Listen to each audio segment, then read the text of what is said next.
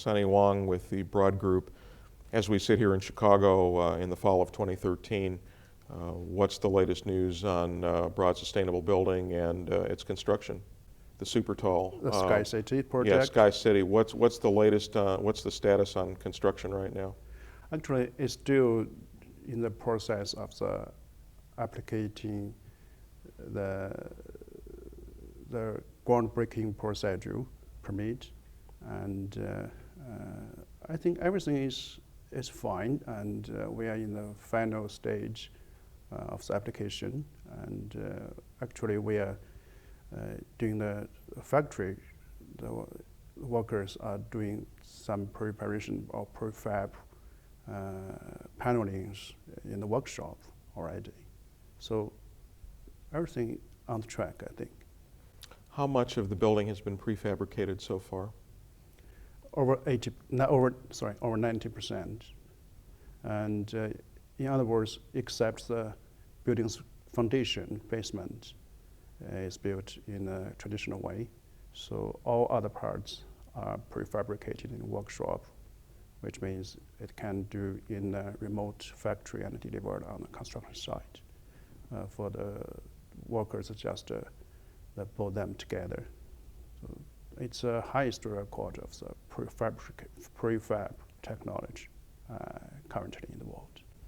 You're getting the Innovation Award for the prefabricated construction method, which has already been used once already, and which is going to be used in the Sky City project, the record-breaking tallest building. How long did it take to develop a prefabrication method? How many years or how long did it take before you really got it where it needed to be? Oh, prefab technology is not new, actually. It's maybe dates back to at least 1 century, like the Empire Building in New York City is somehow prefabricated 80 years ago.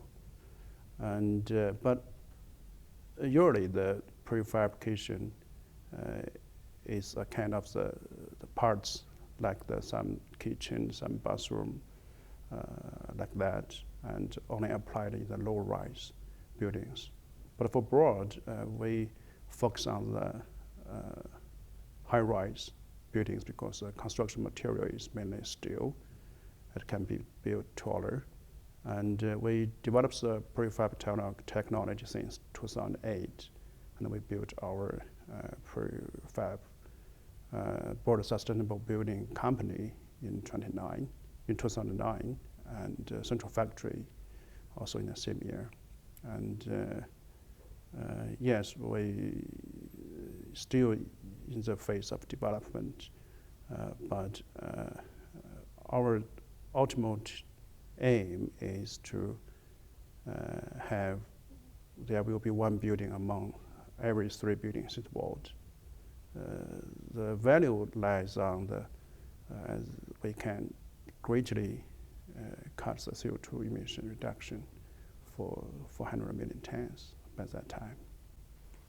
One thing I read in the company literature, and maybe this doesn't come out a lot, is the company is also very concerned about air quality and develops projects so that people in these buildings can breathe clean air. Tell me about the technology and how it's being used. Actually, for Broad company is developed we are the manufacturer of the air conditioning. So we concern the quality of the air. And especially these days, the air pollution is a main challenge facing almost every country in the world. But China suffered a lot, especially. So our aim is to make the indoor air quality, which is the people's living, much more cleaner than outside. The point is we fulfill this task by the practical technology, no too much fancy technology. We used our so-called 3-stage filtration, so can eliminate 99.939% PM, which is a particulate particle 2.5 in the room. So it's an amazing result. How many other companies, is the prefab technology being used in other places and by other companies? Are you licensing this out? Yes, we do have 6 franchises in China, and all of their setup is similar. Like we built the broad sustainable central factory. All technologies come from the central factory, and so far we have built over 30 broad sustainable building records across the country.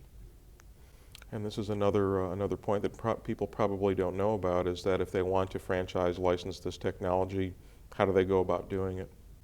Yeah, we do have some brochures and materials instructions to how to build your own T30, if I can say that, to join us. Only Superman can save the Earth by himself, so we welcome everybody to join us. Yes. Is this going to be used elsewhere besides China? Is it starting to spring up in other countries? Sure, we actually have built a sustainable building in Mexico, Cancun, and in Middle East and India, we still have the potential partners, and everything is in the progress. Tell me about the Mexico building. Actually, it was built in, I think it's 2010. By that time, COP16 conference was held in Cancun, Mexico. So we just to build like the 2-floor building for the local community college, served as a museum, environmental museum. So by that time, the former president of Mexico also attending the ribbon cutting ceremony, and seeing highly praise of what we did in environmental protection and the CO2 cutting. That means by responsible use of technology, we can realize the environmental protection and elevate the human's life quality simultaneously. Is the technology being used in these other buildings, is it pretty much the same to what was used to build T30 or what's going to go into Sky City? The concept and the main technology are similar, but there are still small alternations, like the steel, the construction material steel is more suitable for the super high rise, and the main plate, which we call is the core element of the model building, is a little bit higher, which from 1.5 feet high to 1.8 feet high, provide more accessible room for maintenance of the building. And we also developed a kind of self-climbing crane, which can grow with the build-up of the building, increase the working efficiency greatly.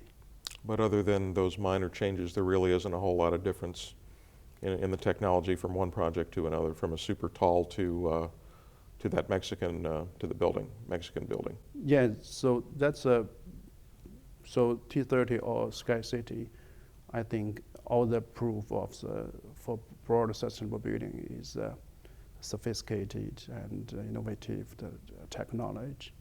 So we are trying to build our own benchmark for the broad sustainable building. We had a lot of conversations in London about public housing and about the history of public housing, well, in the United States and in Britain, and the history of public housing certainly hasn't been too pleasant in some places. How can this technology be used for public housing, and how can it do the job better than what we've done in North America traditionally with public housing? Actually, the high scraper does not mean must be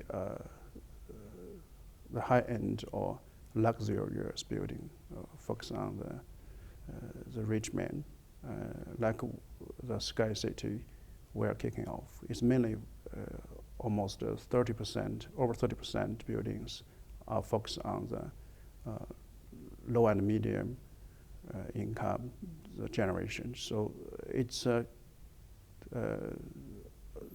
mix here. We call it's a inclusive community and mix of the community. So it's a revolution of nowadays the zone community, which the rich people live in some places and separated with other people. But for residential building, we try to integrate them together and make the tall's building more affordable. So you can satisfy both sectors of that market basically with the same technology? Definitely, yeah. That's about all I have. Are there any other points that you want to bring out that you won't get to talk about upstairs? I'm looking forward to meet every person or researchers or designers who are pushing the high scraper spreads the technology. And I'm also willing to share the architectural details with others about the T30. The main aim is we want to show the people not the T30 is not a speedy built factory. It's such a sustainable one. It's a green building, and if we're also aware of this, maybe we can experience some difficulties in developing this or introducing this technology. But if the people are interested in this, all our efforts are worthwhile. So I think it's a good event. Yep, we're good. Okay, Great. thank you. Thank you very much.